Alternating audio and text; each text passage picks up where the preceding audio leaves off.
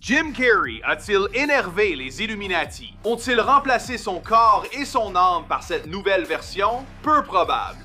Mais ça fait tellement de bruit en ligne que je suis là pour enquêter. Et pour être honnête, je suis le bon gars pour ce boulot. J'ai étudié la vie de cet homme 1 million de fois. J'ai même produit un discours de remerciement qu'il a fait pour une cérémonie canadienne. Et j'ai des images inédites que je vais partager avec vous.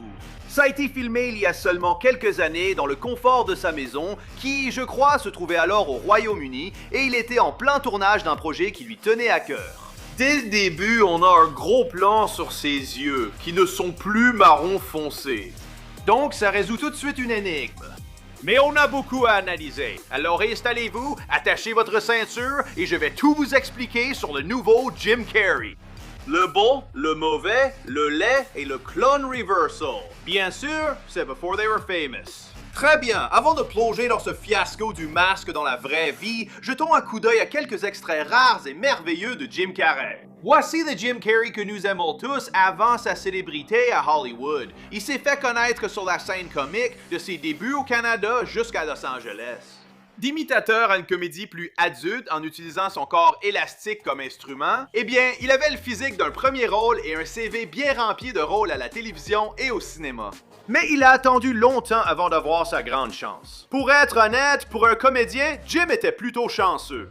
On parle d'une chevelure abondante, d'une mâchoire ciselée, d'un métabolisme qui éliminait la moindre prise de poids, et il a gardé cette apparence pendant très longtemps. En 1990, à l'âge de 28 ans, Jim Carrey a été choisi comme le seul membre blanc d'une émission de sketch entièrement noire, créée pour rivaliser avec Saturday Night Live. Mais elle visait un public plus urbain.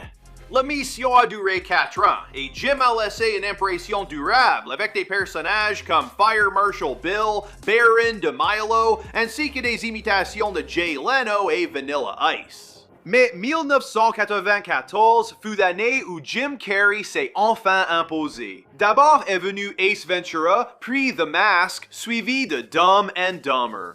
Et ces 3 films sont tous sortis la même année, et chacun a eu plus de succès que le précédent. Soudainement, Jim Carrey est devenu la star la plus rentable d'Hollywood. Pousse-toi Arnold Schwarzenegger!